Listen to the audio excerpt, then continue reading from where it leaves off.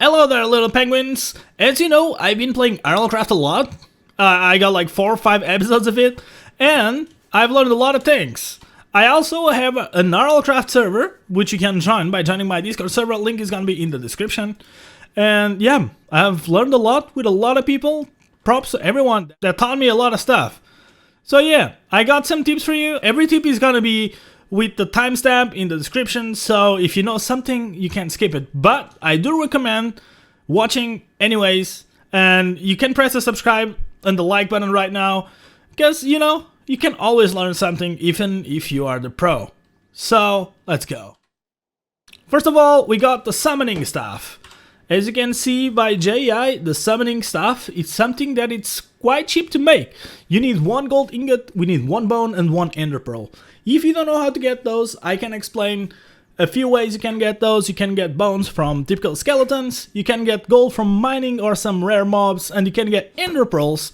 If you don't know how to get one, you can just be in the dark for long enough for a Groot to spawn. Be careful, they go through walls and they might be difficult to kill on early game, but they drop an ender pearl and it's kinda easy to get. If you get a saber or any early game weapon, it's super easy to get it.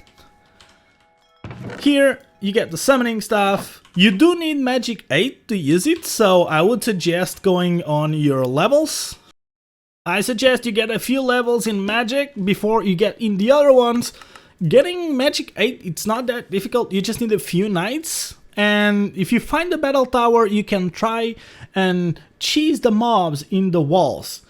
It's not easy to go and defeat the boss, but you can certainly use the spawners in the different levels. The way you use it, you can press B and you can select what you want to summon.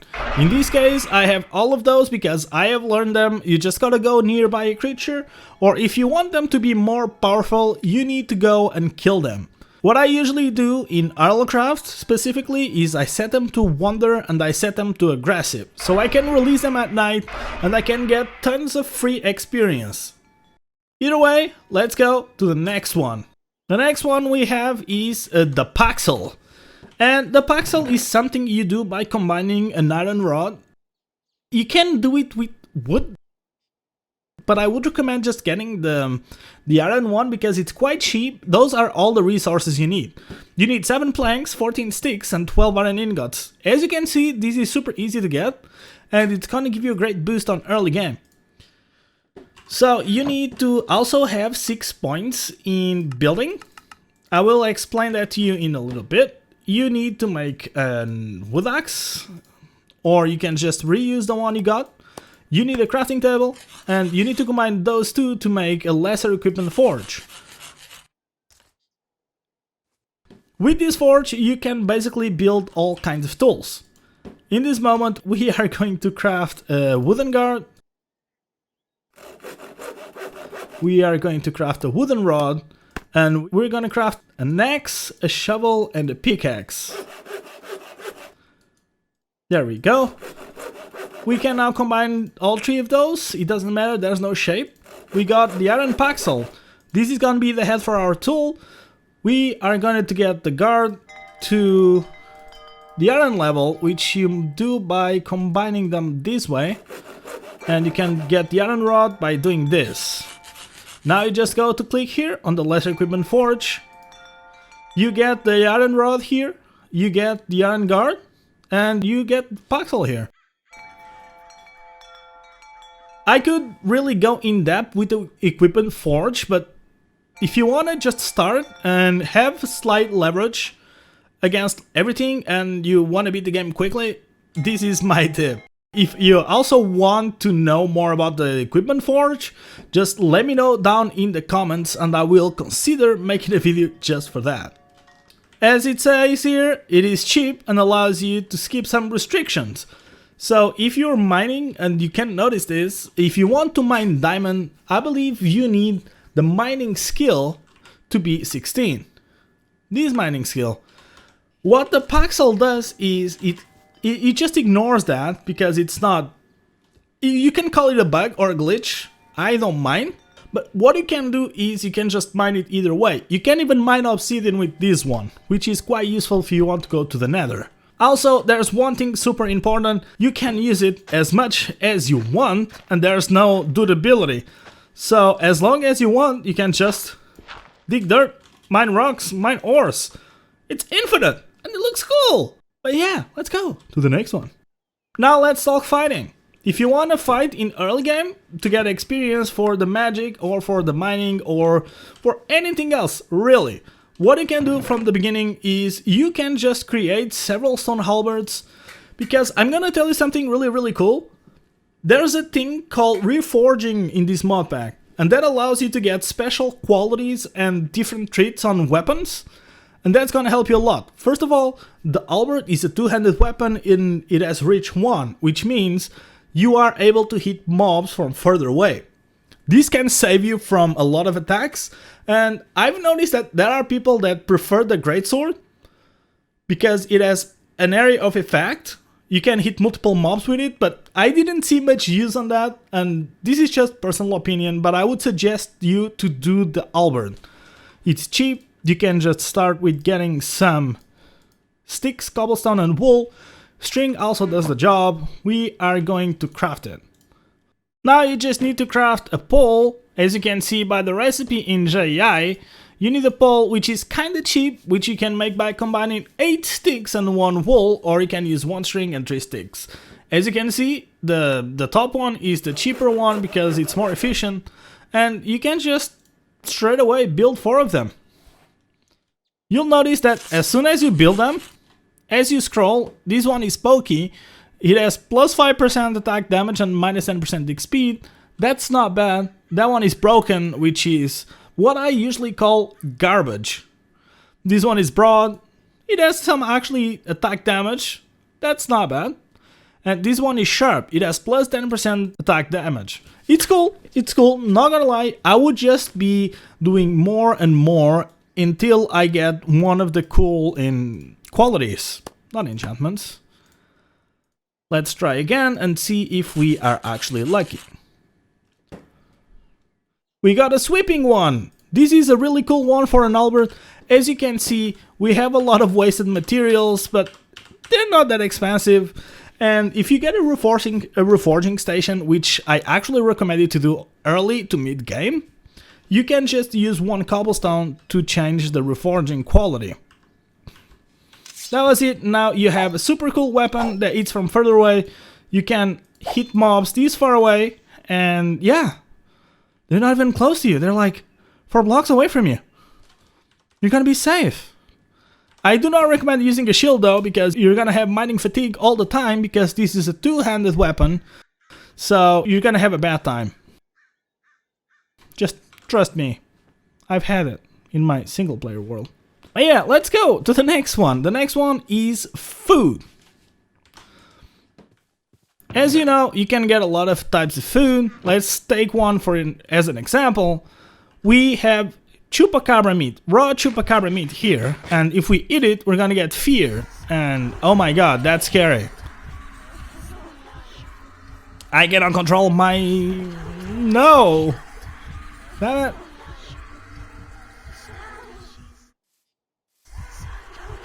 As you can see, bad stuff happens.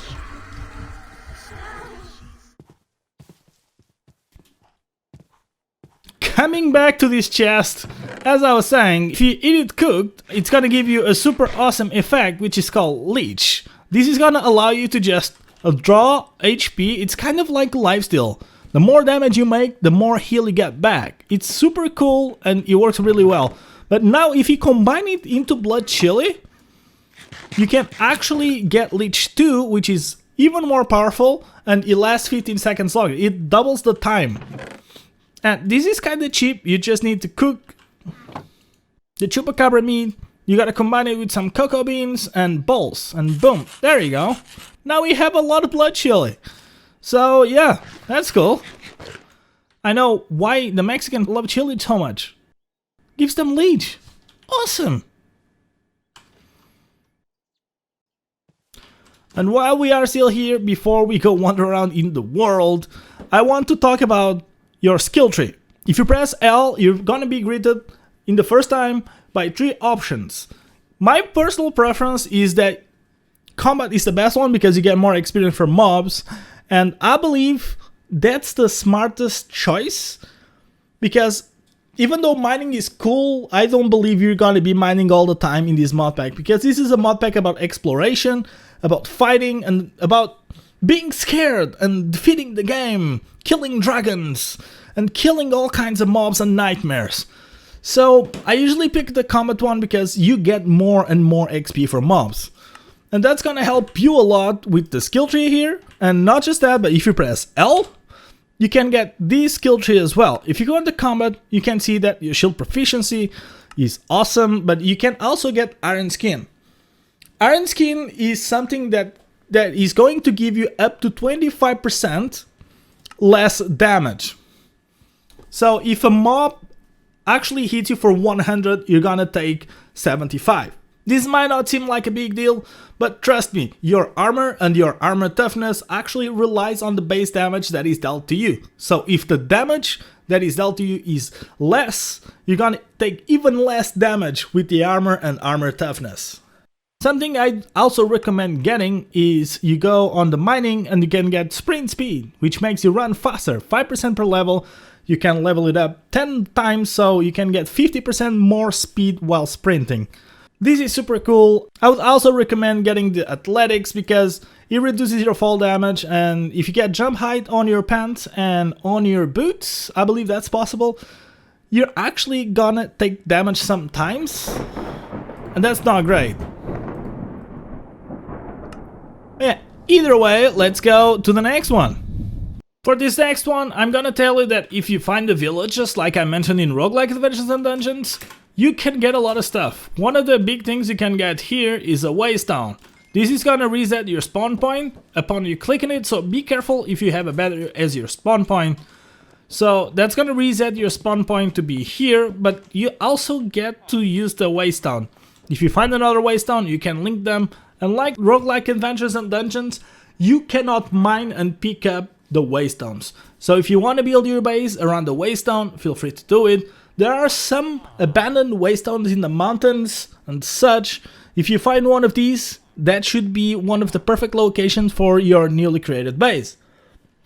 Something I do recommend you doing is there's a lot of wool in those villages, so I would get you to just get all the wool you can. Even though if the villagers can get cold in the winter, I know how it feels. You can use the wool to make some wool clothing, which is gonna help you in the winter. It's kinda cheap. You can do it with any type of wool. In the winter you're gonna need it, and you also gonna need fireplaces or something like that. What I do also recommend doing is to not build your base in a village. And why is that? I'm gonna explain. Even in vanilla Minecraft there's a mechanic called zombie hordes. If you have at least one villager in the village, there's a slight chance of doing anything, of spawning a herd of zombies that's gonna try and kill all the villagers. And as you don't want to be fighting a lot of zombies, I would just recommend you do not build a base here, but you can build a base in the desert nearby or any other biome nearby. That leads me to another thing. If you see a desert, please go and take the cactus or cacti, as current English is. Because if you want to do some medkits, bandages, or anything else, you are going to need some healing salves. And to make healing salves, you can either pick up flowers or you can use cacti. It's cheaper if you go with cacti because you can grow it. I believe it grows at any time. I'm not 100% sure, let me check that. Yes, it grows at any time of the year, so as long as you have one cacti, you can keep harvesting over and over again. It's really cool, and talking about the desert, I really don't recommend you building your base in the desert. Not just because of dragons, this one is easy to deal with, but there's also dead worms in the desert, so nowhere is safe in RLCraft. That's my point. And talking about this concept of getting cacti as soon as you can and do not wasting it, if you go on one of the battle towers or any other dungeon or structure, please do not destroy them or throw them away. Because bandages are gonna help you save a lot of HP.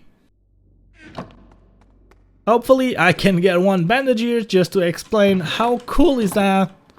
But I'm not getting any lucky. But you got the point. You got the gist of it. You guys are smart. You watch me. I was unlucky enough to not get one bandage here. How lucky am I? Also, there are mobs that drop them, especially rare mobs. So, either way, do not waste bandages. Because you could be half a heart in your head and that's actually gonna kill you. Your head or body. And you can just spam right click with the bandage and it's gonna heal all your body at the same time. It's kinda cool. You can actually use the smaller bandages, but those take a long time to heal. Every 4 seconds, it's gonna heal you half a heart on one specific part of your body. Those types of bandages from Rough Tweaks actually heal, I wouldn't say a random part of your body, but if you get lucky enough, you can repair all your body with just one bandage. That's cool, and I'm gonna leave the rest for you. You guys are the experts here, not me. I'm just trying to help you with some of my knowledge? Question mark? Because you know, I'm not a professional player. You guys are the great ones here. And again, we are getting to 1,000 subscribers and I wanna, again, say thank you. I love you. I love all of you. You guys are my little penguins, and I just got some new stuff on Discord, so if you guys want to join, links are going to be in the description. You can join my Minecraft servers. I have a roguelike adventures and dungeons server and an RLCraft server. And there might be coming soon. There might be more coming soon. So, we'll see. We'll see. You can also chill with the community. Those guys are really cool. There's been a lot of movement lately. And yeah, I gotta say, special thanks to